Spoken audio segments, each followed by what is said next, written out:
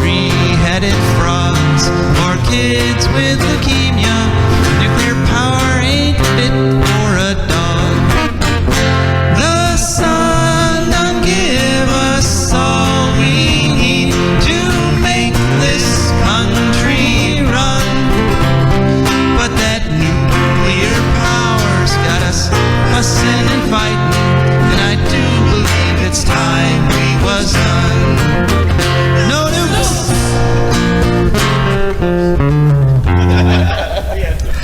Good morning, Toledo, and good afternoon, Columbus, and hello to all of you listening on the internet, wherever and whenever you are.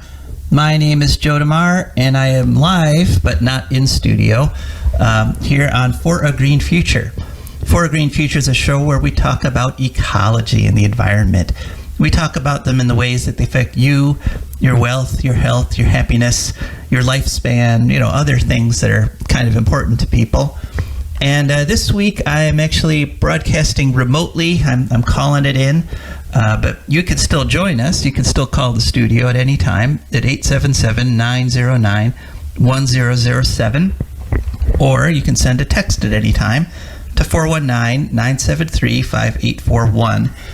And where I am, I'm actually in Western New York. I have some family here. And a lot of people don't, when they think New York, they just think New York City, which those of us who are from Western New York actually don't mind that much.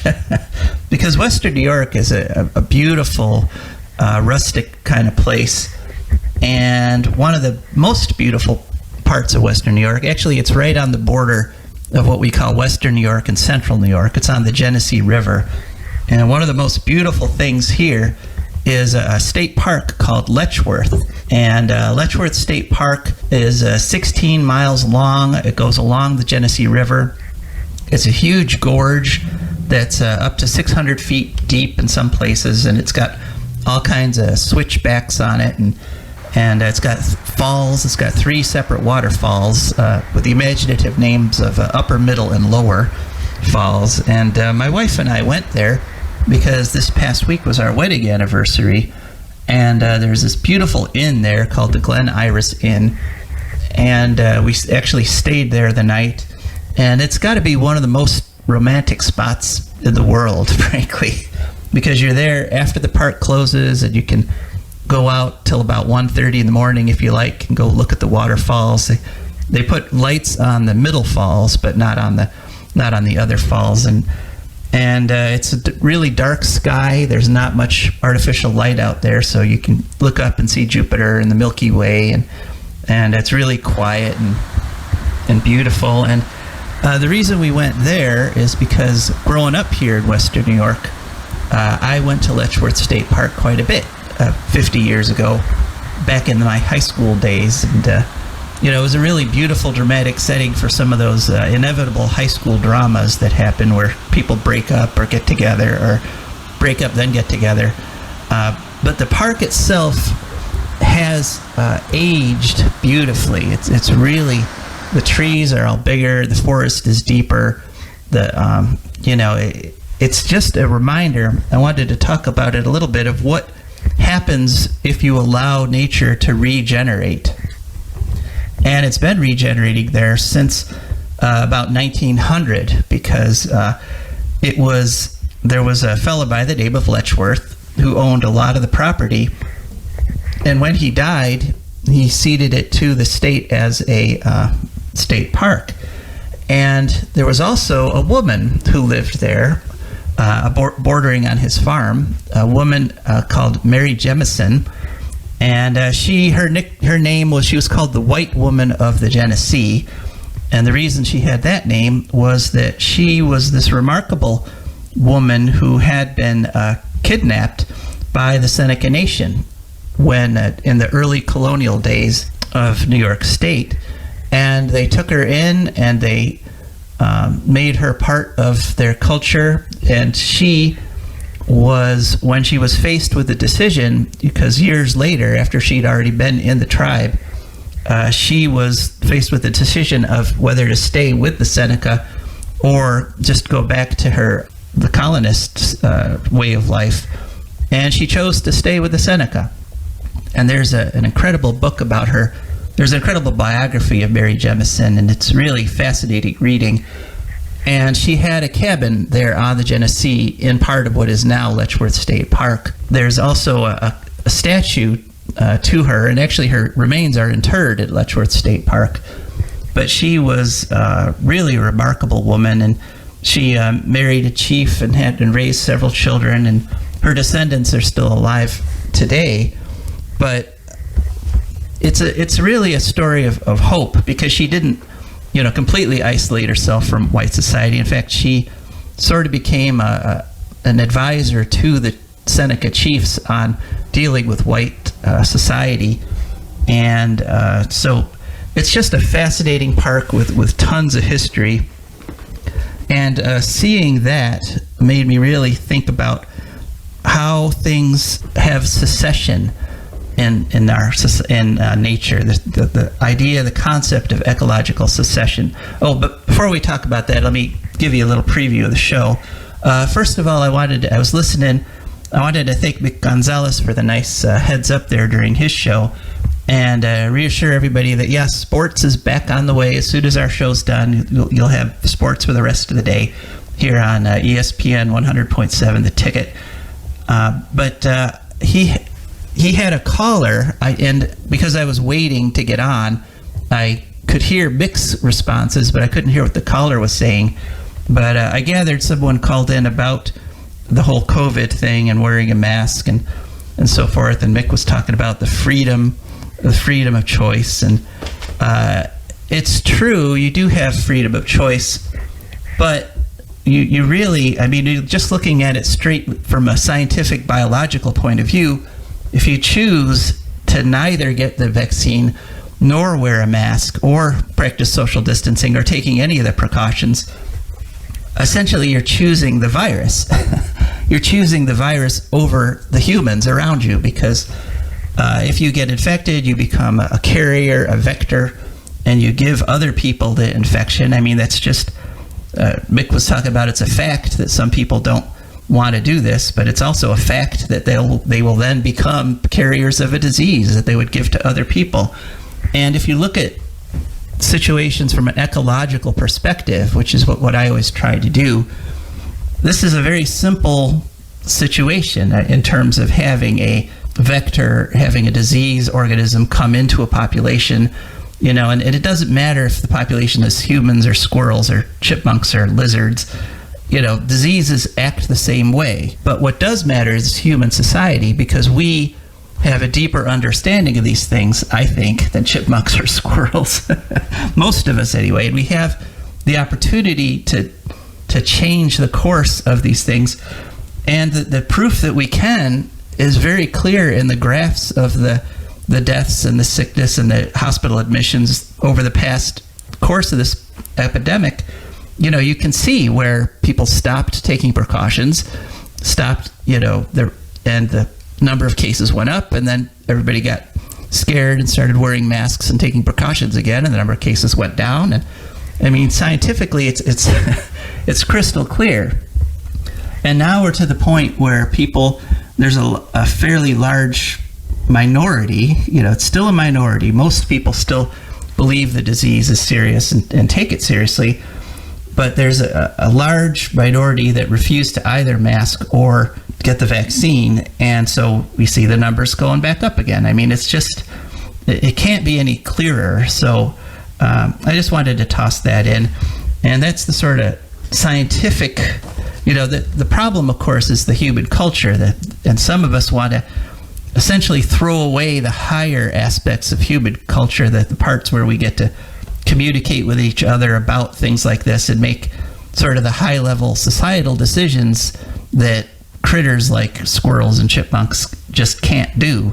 But we can. We have the ability to make choices that'll change the course of the epidemic, and we know because we've done it. We've done it 3 times now, and this is the 4th time. But this time, I'm noticing that the people who aren't vaccinated and aren't wearing masks and who refuse to do these things are also now, you go to public places and there's always some of these people, and they'll be like coughing, And now they're not even doing the simple task, the simple thing of covering your mouth when you cough. They're just coughing out into the open air. Like, it's my right to just cough on everybody in the region. And it's kind of as if they're saying, I reject germ theory altogether because that's my right. And so even people who once upon a time, just a few years ago, if they were coughing, they would have politely covered their mouths and turned their heads. Now it's just like, hack it out there, folks. And who cares what happens to anybody else? So, I don't know as I said, I don't know what the caller was saying. And, I heard mixed response, but there's my response. And I'm going to keep saying it, even if it's not popular, because it needs to be said. So anyway, the rest of the show is coming along nicely. We're going to have a little discussion about ecological secession that's coming up shortly. And then we are going to have hear from our advertisers and patrons, our wonderful advertisers and patrons. And I just want to cue Josh, get that trumpet music ready, because we do have a new patron that we'll be announcing. Rebecca will be joining us, even though we're not in studio. She's going to call in about 10:30, and she has her usual deeply researched our little article on critters called army worms. So we'll be hearing about that. And then it's ecological news, which includes, we're going to have the updates on the Line 3 situation and the Ferry Creek situation.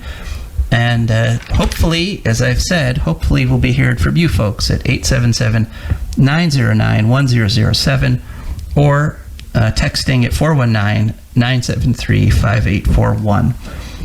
So, all right. So then I was there and at Letchworth, and there's all kinds of really beautiful things that happen there. There's huge trees with, they're over 150 years old.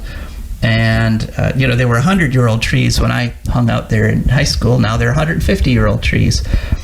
And there's one kind of tree, they're the juniper trees. And some of those are some of the oldest trees in New York State. Some of the juniper trees at Letchworth are over 500 years old. And these are the trees that are right on the edge of the gorge. And some of them actually are sort of sticking out into the gorge at right angles, and you can actually see their roots where the topsoil is washed away, and they've stuck their roots like fingers back up into the gorge to like hold on to the edge of the cliff. And it's really quite an awesome sight. And the whole park is full of awesome sights, because you can look down in the gorge with binoculars and you can see eagles and turkey vultures flying around down there. But that got me to thinking about secession, because one of the reasons that the juniper trees can get so old in that position is because they're not competing with any of the other trees for shade. No other tree is going to put itself on the edge of the gorge like that. So those juniper trees right along the rim kind of have a protected, spot. So they're on their own, and they can grow, like I said, to be over 500 years old. But ecological secession is this really important concept in ecology, and one that everybody should be familiar with. And it's one of the cool concepts when you're a young ecologist just starting out, and you're kind of looking at things. You look at this lot here, it's got a whole bunch of scrub brush in it, and look at that lot over there, it's got some trees in it, and another one's just bare dirt. But secession is the idea that a given ecological community, because it's not just the main trees or the main plants that these communities are named after, but it's the whole host of insects and fungi and animals, that you start with some bare ground, and essentially life will come in, and then there'll be a series of communities, of different types of communities, leading to ultimately, and this, when I was young, this was just presented as a very simple, straightforward proposition. It gets to the climax community, and the climax community is supposedly this stable situation. Usually in the Northeast, it's a forest, And I was taught back in the day that very simply, it's a beech, maple, birch is the climax forest. And so that's where everything was headed. If you just let nature take its course, eventually you'd end up with the climax of the beech, maple, birch forest. But you don't start there. You don't go right from bare ground to forest, to that particular forest.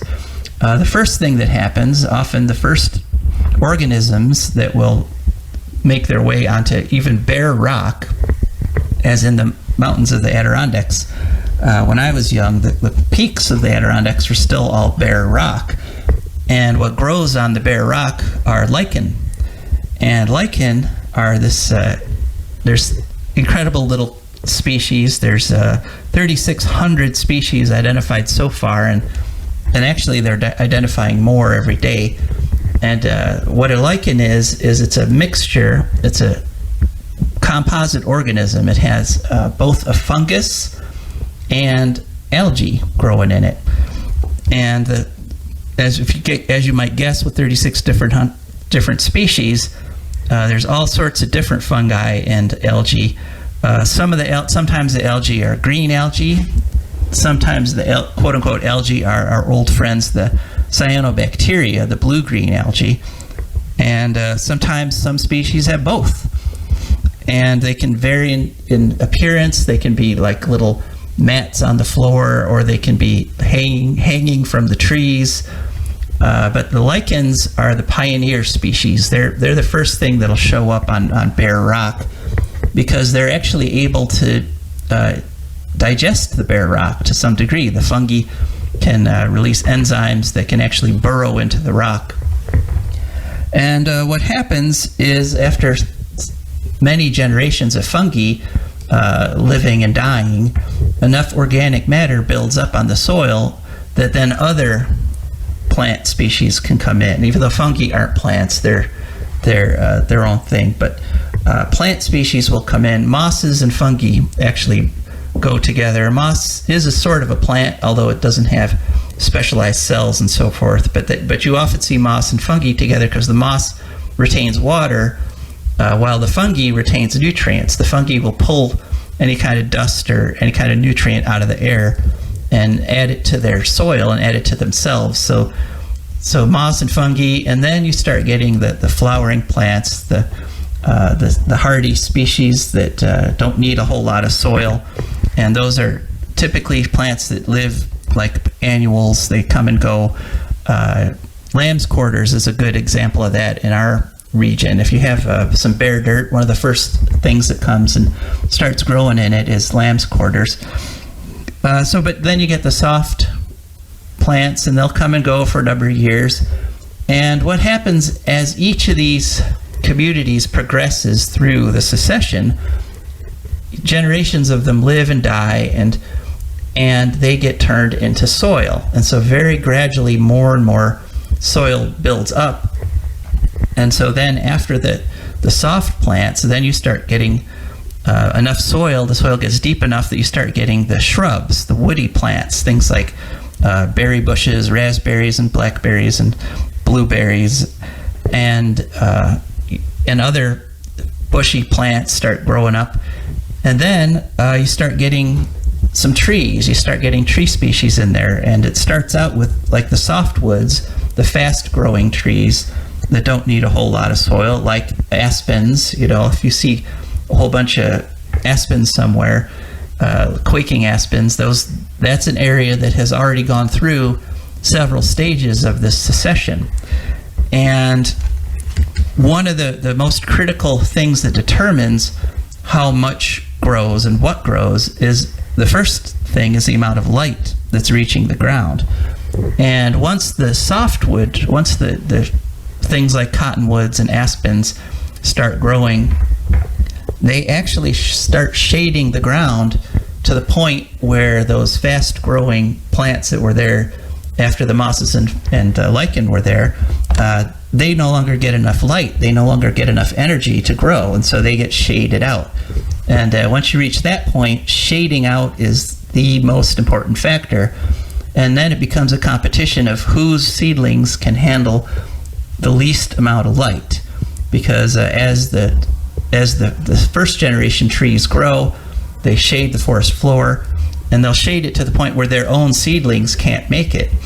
And that's when you start getting the more, start heading towards that wonderful climax community. And then you get things growing like oak trees and hickory trees. And eventually, some of the plants that are most shade tolerant, you get to your maple, birch, and beech. And that is, that's the simple picture I was painted when I first started studying ecology back 50 years ago. And to me, at that point, it almost seemed kind of magical, because it's almost as if there's a plan. It's almost as if somebody said, okay, we're going to go through, because it's identifiable step by step by step, and you start out with a bare rock, and you end up with this wonderful, productive forest.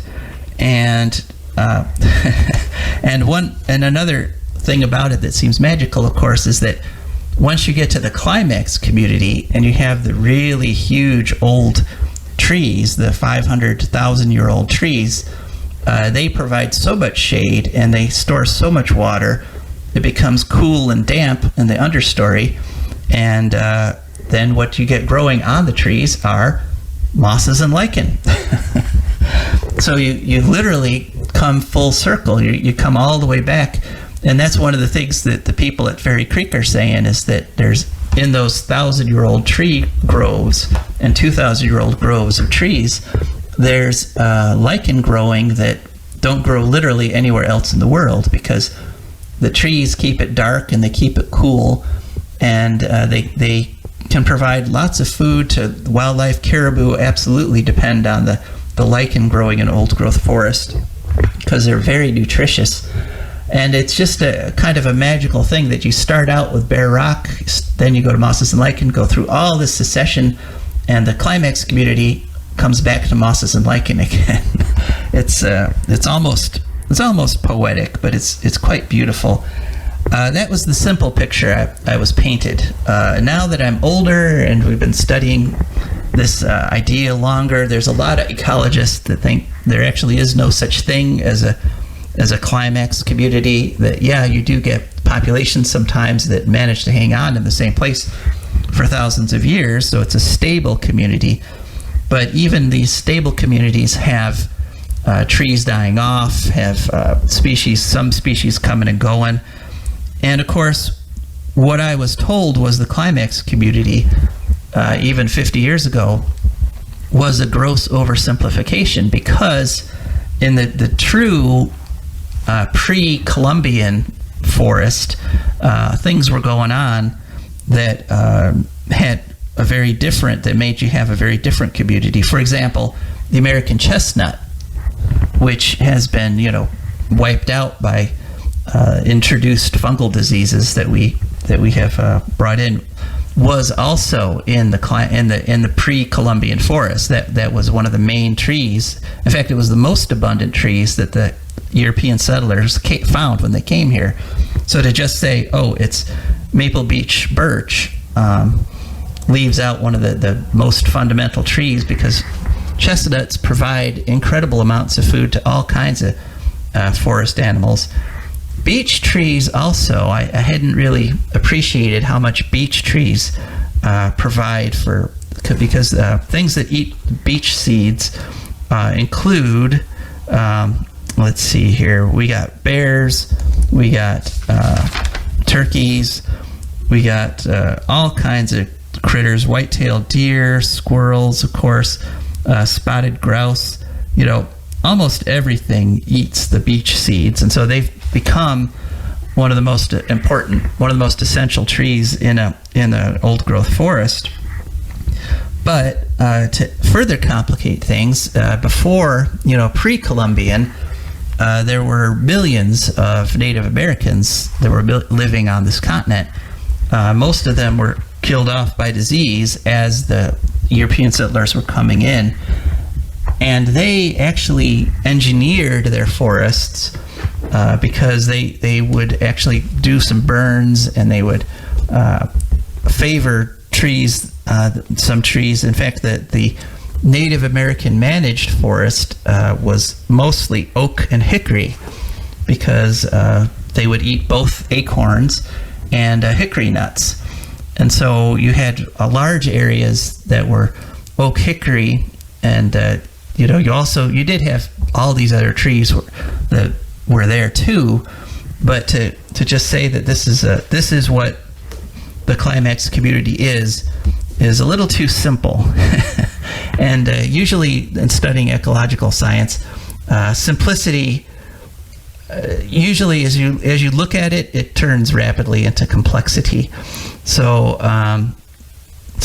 that's secession, and but it is an extremely important concept in ecology.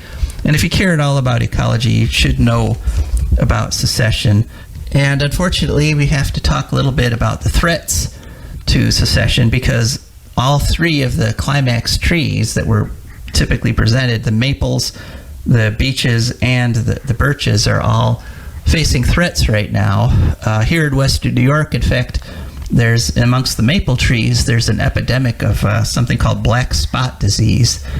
And hot as it's been in Ohio, that's how wet it's been in central and western New York this year. They've just had constant rain, and that makes the perfect growing medium for this black spot fungus that comes on, and it puts black spots on the leaves, and it eventually can kill the tree. And I'm seeing lots of dead maple trees. So, and then the beech trees are affected by two diseases: beech bark disease, which is a mixture of fungi and attacking critters. The beech scale is a bug that pierces the outside bark, and then these fungi move in and kill the beech trees.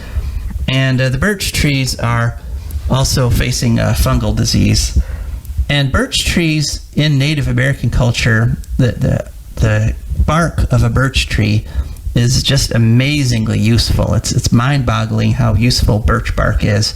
The bark is waterproof, and of course it can be folded like paper, and so it's malleable. And so I realized that for the Native Americans, birch bark is almost like the plastic of our society, because they would use it to wrap food. You can make a bag very easily.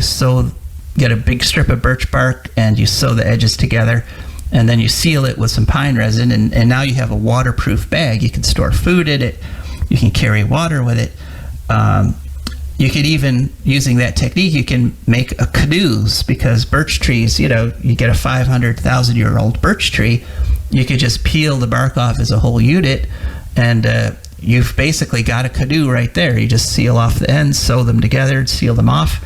You've got a watertight birch bark canoe, and the fact that they're now being threatened by fungal disease, it's kind of like, how I mentioned that I got the feeling when I learned about secession that it's almost like God had a plan for the wilderness area around here.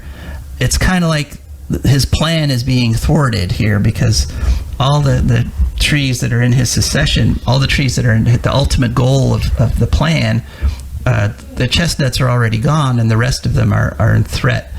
So it's a bittersweet thing, but the trees at Letchworth are most of them are extremely healthy, and they're growing like crazy. And I got to see, the flora and fauna of a mature forest there. I got to see a hawk trying to catch a squirrel who was sitting on a tree stump. It was just a beautiful experience. And this is the hidden gem of Western New York, Western and Central New York, Letchworth. Most of the people who go there are from New York State, but it has been voted the most popular, the best state park in the country. So I'm not sure I should be telling all you folks about this, because I don't, one of the nicest things about it is it's not super crowded.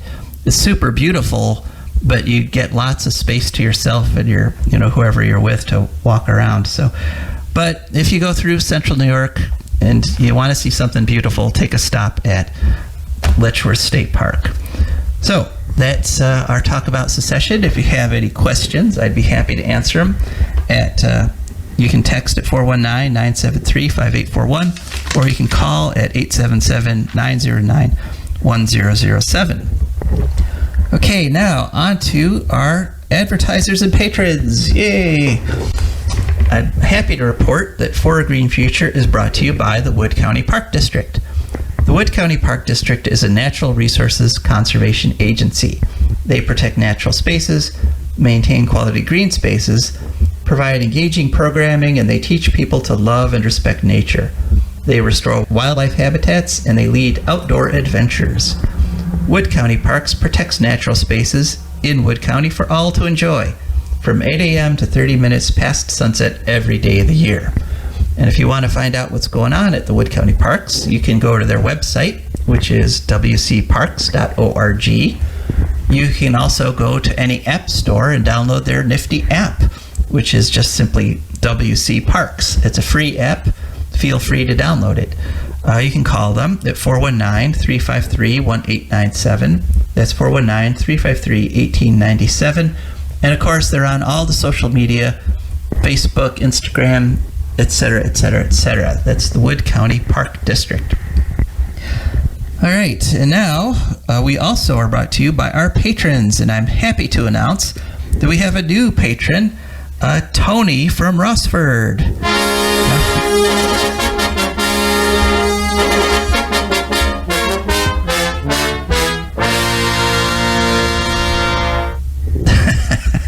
I like that. That's a good one, Josh. Let's keep that one. So Tony from Rossford did what all our other patrons have done, and that is he went to patreon.com. That's Patreon. And once there, he just searched for a Green Future, and up popped our page on Patreon. He looked at all the wonderful pictures we have there, and was inspired to go and choose a monthly amount to come out of his bank account and come on over to us. And this is how we could afford to keep this show going. So thanks very much to Tony from Rossford for becoming one of our patrons. Okay, now hopefully we will have been joined by Rebecca. She's not yet? Okay, well, I'm going to send Rebecca a text now to remind her of the phone number, which you'd think sitting right next to me for week after week that she might have remembered what the number is. And now, just to repeat it for you folks, it's 877-909-1007. And so hopefully now she'll be calling in. But until she does, we will go on to our ecological news, and we can do our updates on the stories we've been following, Line 3 and Fairy Creek. And what's happened to the biggest development in the Line 3 story, still no response from the Biden administration on the idea of canceling the Line 3 permits. But what the people who are fighting it, what the members of Honor the Earth have done, is they took their fight to the United Nations, and they took the fight basically as saying that they're indigenous people that are being having their way of life destroyed by the government of the United States of America. And what happened this past week is the United Nations agreed. They said, yeah, this looks like a clear-cut case of a big government coming in and destroying the ecology of native people and indigenous people, and that is the basis, that is forbidden under treaties that are part of the United Nations Charter, and these are treaties that the United States has agreed to and signed. And so the United Nations has now sent a letter to the United States of America saying, hey, what are you doing? You've got to justify this. Explain yourself. And if the U.S. fails to do that, the UN may sanction the United States of America for essentially engaging in genocidal practices. And this is not, if you have an indigenous people that are literally part of a land, living off the land, as the Native Americans who live in Minnesota do with their wild rice harvest, and they're living off the wildlife there, the fish and the animals.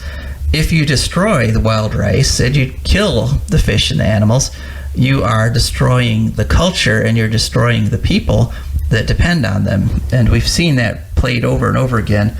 And we've pretty much reached a worldwide consensus that that's evil and should not happen. And that's why we signed the treaty saying we're not going to do that anymore. But here we are again. And so we're going to have to wait and see what happens there. Fairy Creek update.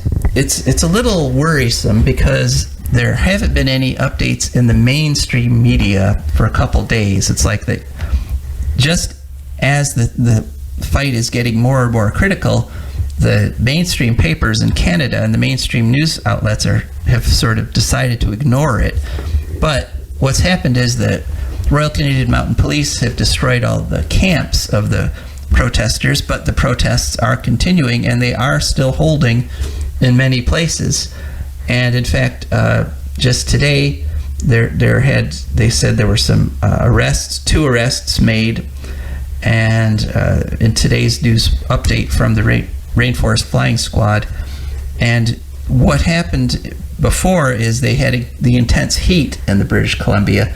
Now they're getting intense amounts of rain, and they had a problem where one of the protesters had dug a trench and had locked themselves in, holding on to a locking device at the bottom of the trench. And the trench started filling with water because they got hit by an intense sudden rain. And the Royal Canadian Mounted Police wouldn't allow the forest defenders, to dig a trench to drain off this rain. And so the poor person who was in the ditch, the water came up to their neck. And of course, it's very cold and there's danger of hypothermia. But the police wouldn't let the support people help this protester. So eventually they drained the trench with a backhoe and arrested the person.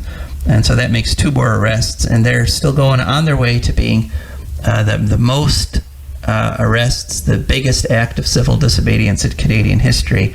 But the Canadian press is sort of turning a blind eye right now. Part of the reason is that the Royal Canadian Mounted Police won't let them go to the front lines, and they're pretending that the protesters have already lost, but as we know, they're still there. They're still right up on the front lines, blocking the logging roads. So there's the update there. All right, Rebecca, hi, you're on the line. Hi there, can you hear me? Oop, I can't hear Rebecca. All right. Well, Rebecca, it sounds like you're just going to have to take the mic and go, because I'm not hearing you. So let's go ahead and give us your report, and then Josh, just let me know when she's done. Okie dokie. So, this past couple days, I've been seeing a lot of reports on fall armyworms all of a sudden. Turns out this is because when you look, there's a whole rash of articles that just popped up about them in the tri-state area, Ohio, Kentucky, Indiana, and also I saw some from North Carolina, because armyworms move very suddenly. And in the encouraging words of a biologist, by the time you see them, it's too late. So that was nice. What they are apparently is the caterpillar of a armyworm moth, an armyworm moth.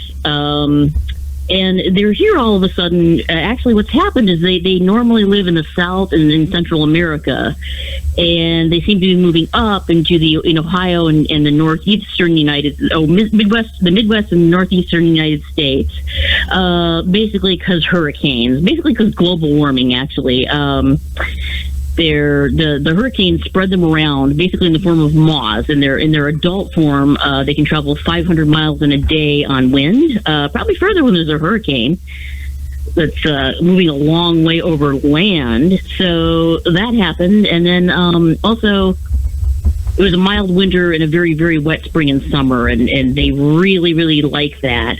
So a lot of the hysteria has been about lawns. They're killing people's lawns. They can kill a lawn in a matter of hours, apparently. Actually, reports varied. Some people said it takes a couple of days. Some people said overnight. Apparently, it's happened in a couple of hours. in some places. What the moths do is they like to fly down into kind of hedgerows, fence rows, little rows of trees and greenery and shrubs and things at the edge of your lawn or your field, and they lay these eggs in the shade. One way you can tell if you're about to have a problem is that you can look for the eggs, which their favorite place is on the underside of leaves, but they'll if there's a lot of them, they'll take the non-choice spots, and they tend to be like little round clusters of whitish, greenish, and pinkish eggs. They like the shade, and then they just kind of spread when they they have a, what do you call it, not a larva, but a pupal form, a pupae. It's pupae, and then when they become the actual caterpillars, they spread out from the fence lines in a Y or a bow shape. And interestingly, they have 6 instars, which I just learned this word, instars. You can either be actually going into a whole cocoon and emerging in a new form, or just molting, like your outward skin kind of becomes your cocoon. And caterpillars do it 6 times, this particular kind of caterpillar. So the problem is they also destroy crops. They destroy gardens. There was a fancy word somewhere, I've lost it now. But yeah, basically a unique thing about these babies is that they eat a lot of different kinds of species of plants. So they're eating a lot of hay and alfalfa. They're eating some corn, tomatoes. They like tomatoes. Here it is, polyphagus. Polyphagus, yeah. A lot of critters apparently will just, stick to a certain closely related cluster of species of plants. No, these guys like a lot of different stuff. And your little line just basically goes brown, or with a field, they say it can take 2 or 3 days for them to get across a field. We may have several more generations of these things because their life cycle from egg to moth apparently takes anywhere between 30 to 90 days, depending on the weather. It takes longer when it's cold. So, the problem with this is that they're destroying a lot of crops that are eaten by animals, it looks like the hay and the alfalfa, and some corn is eaten by animals. So that's bad because it's going to put up the price of meat, basically. Not good. So what you do, or some things you can do to prevent them, is you can cut back, if there's any sort of brush at the edge of your property, you can cut them back. A way you can tell if you already have them is you pour soapy water on a small section of your lawn, and they'll just kind of bubble up to the surface because they don't like that. They'll come up, and you can see them then. The solution, quote unquote, is to basically spray them. Cut back the lawn and then spray them. Also, to keep your lawn cut very short, it's less attractive to them, apparently. Although, you can tell that they vary in color, but they always have stripes, and they have a little Y on their head, apparently.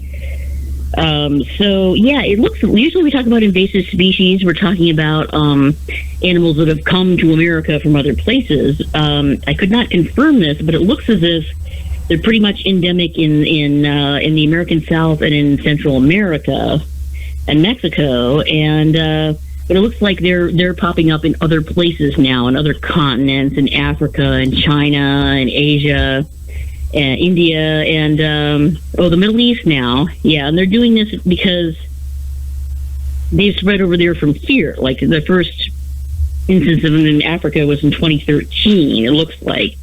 So I heard different accounts from experts. One guy said it's worse this year than it's been in 20 years. Okay. Another guy said he'd never had to deal with these in Ohio, some sort of agricultural pest expert in his lifetime, and he's talking to his older colleagues, and they've never seen this either. But then another article says that they sort of routinely during the summer can pop up as far as Canada. So I think it's really just more noticeable this year because there's a lot more of them because hurricanes, warm and wet. They have they can grow to 1.5 inch caterpillars. Another sign of you have them is birds are picking at your lawn because birds love these things. And the problem with spraying them, you're supposed to mow and then spray in a rapid succession. That's okay for your lawn, but in the farm fields, they're saying that you can't sell the crops after that. So sounds as if the stuff is not good for people. I don't know. Maybe that's just because they've been eaten. Maybe a lot of them have been eaten. But yeah, if you can't sell the crops, then that sort of bodes. Can you hear me, Rebecca? Hello? Yeah, can you hear me? Hello? Yeah. A little bit. Okay, well, it sounds like that they also wouldn't be good for the birds that eat them. Yeah, you got a point there. I was kind of leading up to that, only I might have lost my way. So yeah, and keep your porch light off. Keep your all external lights off, because this attracts the moths, which will then lay things. And apparently these things are in order Lepidoptera. There are several species of them. There's something called a true army moth caterpillar, which tends to do its worst damage in the spring. You can tell these because they pop up in the fall. They like over 100 different plant species. The pupae are reddish brown and about 13 to 17 millimeters. You can also tell they're there because they leave little holes in leaves like a hole punch, especially in corn. You can see them and they just look like somebody went over them with a really tiny hole punch. There's also a residue that's like moist sawdust called frass, I believe, which is the excrement of boring insects. So you can tell because their poop will pack up like it just looks at the joints where where the leaf meets the thing. And they're currently undergoing synthetic speciation, which means they're dividing into two species, and scientists are watching this. So scientists are having a good time, but it might be bad news for the whole food situation. They have 6 stages. The first discovery in Canada was 2013. By the next year, they'd spread to 4 different countries. They're now in 28 countries in Africa by 2019. They popped up in Syria in 2020. 2018, they reached India. 2019, they also reached Sri Lanka, China, and Southeast Asia. So they're spreading like crazy. 2020, they reached Australia. Some crops, including sweet corn, some varieties of sweet corn have resistance because of protein A33KD, which kills them. They also like to sip nectar from witch hazel, which sounds all delightful and charming. So that's one sort of nice habit they have. So yeah, it's just one of those things. With climate change, the disasters seem to happen in clusters, basically. So, it's really not a case of just one bad thing happens or 2 bad things happen. A bad thing happens, and then the after effects go on and on and on and on and on. in the form of these little buggers, among other things. Joe, did you want me to try and stay on the line? I can't hear you very well. Maybe I should just try to go back to listening on the computer. Yeah, I think you could go back. We only got 7 minutes left, which would be time for a call or a text. So I think maybe we'll open the line and I'll finish up with the ecological news. Okay, I'm going to go because we can't hear each other very well, but I'll listen to the show on the computer. All right, thanks, Rebecca. You betcha, bye. Bye. All right, so Rebecca's departure opens the line for you at 877-909-1007. And don't worry, those of you listening for the sports is just a few minutes away here, so we're almost there. Just a couple more ecological news stories to share with you. One is a story which is going to happen in October 31st to November 12th. Is going to be something called COP26. And COP stands for Conference of the Parties. And essentially what this is the organization that produced the Paris Climate Accords. This is the big multinational response to climate change. And as you can tell from the name, COP26, this is the 26th time they're doing this. And this year's conference is co-sponsored by the UK and Italy, even though it's going to be happening in Glasgow. And it's the COP is kind of, well, as we say, they've been doing it for 26 years. And unfortunately, if you look at our greenhouse gas emissions as a whole, as a planet, they've been going up those whole 26 years. So some people are starting to doubt the effectiveness of COP. But on the other hand, some of the countries which signed the Paris Climate Accords are actually following through on their promises.